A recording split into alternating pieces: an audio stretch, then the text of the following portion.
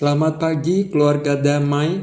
Kita bersyukur kalau kita boleh memulai hari ini dengan bersama-sama datang kepada Tuhan dan merenungkan sebagian dari firman Tuhan, yaitu firman Tuhan yang berisikan isi hati Tuhan bagi kita. Tema perenungan kita hari ini adalah siapakah sesamaku, yang diambil dari Injil Lukas pasal yang ke-10 ayat 27 sampai 31. Mari sebelumnya kita berdoa. Kita mensyukuri hari baru yang Tuhan karuniakan dan juga memohon pertolongan dari Tuhan untuk menerima firman-Nya. Mari kita berdoa. Ya Tuhan Allah kami, Allah yang selalu beranugerah menghampiri dan menyapa kami umat-Mu. Kami bersyukur untuk hari baru, hari ini yang telah Engkau jadikan. Hari yang Kau jadikan dengan rencana-Mu yang indah dan sempurna, agar kami dapat mengalami Engkau hari ini. Kami ingin memulai hari ini dengan firman-Mu dan membaca dan merenungkannya. Mohon kiranya roh hikmat, roh-Mu yang kudus menolong kami dan menerjemahkannya, sehingga kami dapat mengerti serta mampu melakukannya dalam kehidupan kami sehari-hari. Dalam nama Yesus Kristus, Tuhan dan Juru Selamat kami satu-satunya. Amin. Mari bersama kita membaca dari Injil Lukas pasal yang ke-10, ayat yang ke-27 sampai 29, kemudian ayat yang ke-36 sampai 37. Saya sungguh berharap keluarga damai dapat membaca seluruh perikop ini. Namun kita hanya akan membaca bagian tertentu, 4 ayat ini saja. Demikian perkataan Tuhan bagi kita.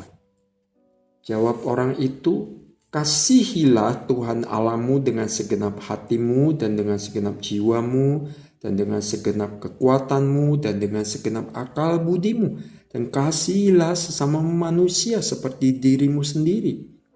Kata Yesus kepadanya, jawabmu itu benar, perbuatlah demikian, maka engkau akan hidup.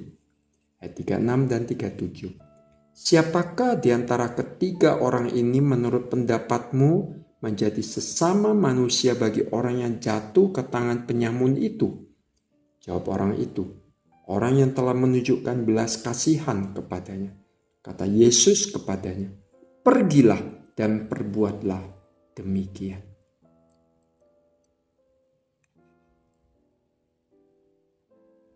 Keluarga damai yang dikasihi oleh Tuhan Yesus Kristus.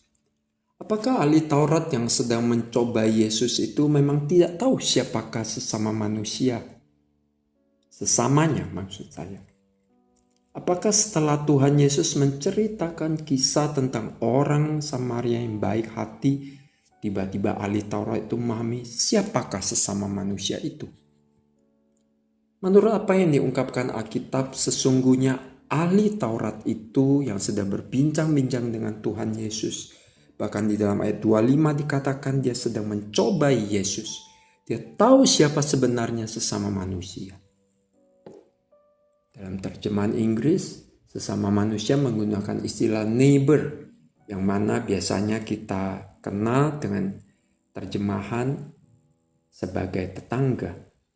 Namun sesungguhnya sesama manusia di sini berarti orang yang terdekat, orang yang ada di sekitar kita, dan secara spesifik orang-orang yang membutuhkan pertolongan dan uluran tangan kita. Kalau ditanya kepada keluarga damai, siapakah sesamamu manusia? Apa jawaban saudara?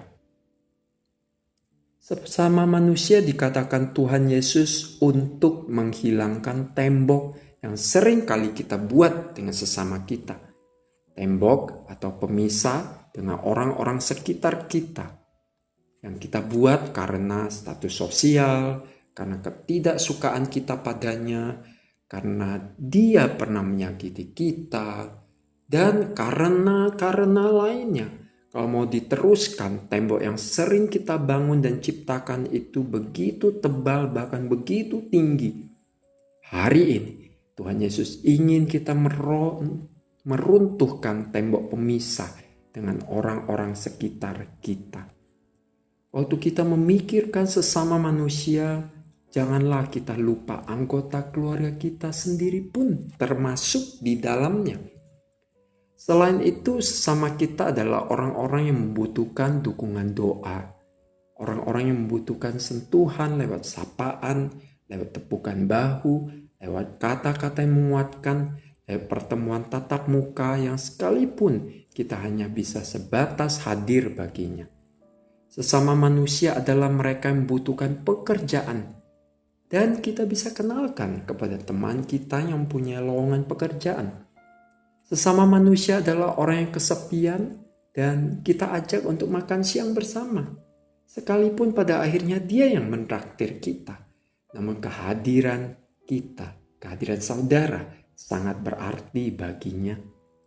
Sesama manusia adalah orang yang membutuhkan telinga untuk mendengarkan keluh kesah dan curhatan hatinya. Sekalipun kita tidak bisa memberikan solusi atas masalahnya, kita hanya bisa hadir mendengarkan. Keluarga damai, Tuhan Yesus rindu setiap kita memiliki kepekaan dan kesetiaan untuk hadir bagi sesama kita. Dan lewat kehadiran kita, Tuhan disenangkan dan dimuliakan. Bahkan sesama kita pun dihiburkan dan dikuatkan. Dan mereka boleh merasakan kasih Tuhan. Kasih dari Allah kita yang penuh kasih. Dan Allah yang peduli pada pergumulan manusia. Keluarga damai, mari pikirkan siapa sesama kita yang Tuhan taruh hari ini di hati kita, yang kepadanya kita boleh ulurkan tangan kita dan menyatakan kasih Tuhan kepadanya.